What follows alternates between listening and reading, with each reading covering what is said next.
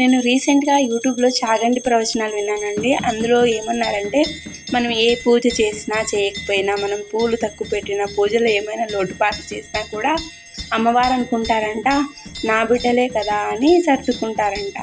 అలాగే పూజలు అనేవి ఒకరితో పోటీతో చేయకండి.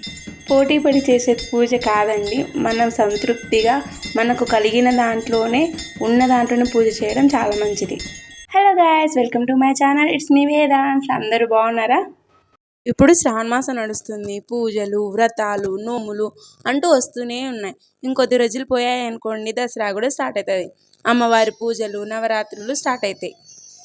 నేను ఇప్పుడు మీకు ఒక చిన్న టిప్ చెప్తానండి. అమేజింగ్గా సూపర్గా వర్కౌట్ అవుతుంది. ఒక్కసారి ట్రై చేయండి. మామూలుగా మనం పూలదండ అల్లాలంటే మనకు సూది అవసరం కదా. సూది లేకపోతే మనం పూలదండ ఎలా అలగలం? ఇక్కడ చూడండి, మా అత్తమ్మ సూది అనేది కనబరాలేదని మా అత్తమ్మకు ఒక ఐడియా వచ్చింది. అది ఎవరి దగ్గర చూసి నేర్చుకుందంట. మనము నార్మల్గా మనం కసువు ఊడుస్తాం కదండి, పరక పుల్లలు ఉంటాయి కదా. కొత్త పరక, వాడని పరకలోంచి ఒక పుల్లని తీసుకునింది. దానికి పుల్ల హాఫ్ ఉంచి హాఫ్ వరకు 2 భాగాలు చేసి దాంట్లో దారం పెట్టి దాన్ని ముడి వేసి ఇలా గుచ్చుతూ పూలదండనైతే మా అత్తమ్మ కట్టేస్తుందండి. నేనైతే ఫస్ట్ టైం చూస్తున్నా మా అత్తమ్మ ఇలా కుట్టడం. ఈ వీడియో తీసి కూడా చాలా ఇయర్స్ అవుతుంది. ఇప్పుడు 2025 కదా. ఈ వీడియో తీసింది 2022లోనో 23లోనో. మీకు ఈ టిప్ యూజ్ అవుతుంది కదా అని ఇప్పుడు గుర్తుకు వచ్చి నేను అప్లోడ్ చేస్తున్నా వాయిస్ ఓవర్ ఇచ్చి. నేను అప్పుడు నా వేదాంశ కడుపులో ఉన్నప్పుడు 8 months 9 months. అప్పుడు నా పాత మొబైల్, వీడియో కూడా అంత క్లారిటీగా లేదు. మీకు ఈ టిప్ నచ్చితే ఖచ్చితంగా కామెంట్ చేయండి. వచ్చేది నవరాత్రులు కదా.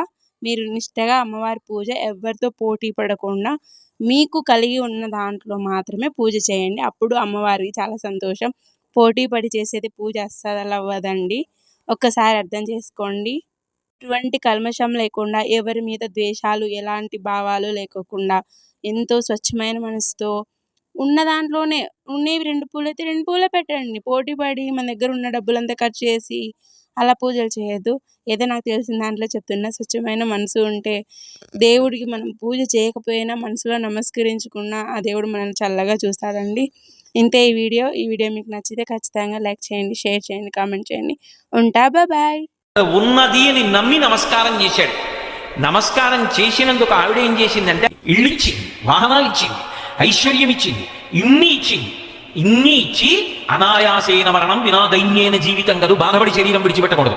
అనాయాసంగా శరీరం నుంచి విడిపడిపోయాడు. విడిపోయిన తర్వాత అయ్యో వీడి జీవుడు మామూలుగా ప్రయాణం చెయ్యడం ఏమిటని నారాయణుడిని చెయ్యి పట్టుకుని గరుత్మంత వాహనం మీద వచ్చింది. వస్తే నారాయణుడు చెయ్యెత్తి పైకెత్తి గరుత్మంత వాహనం మీద కూర్చోబెట్టుకుని తీసుకెడుతున్నాడు. తీసుకెడుతుంటే ఈయన, స్వామి మీరు కనపడుతున్నారు, అమ్మేది అని అడిగాడు. ఏమయ్యా నువ్వు ఎప్పుడో ఒకసారి ఆవిడ ఉన్నది అని నమ్మి ఇలా అన్నావుట. ఇంత కష్టం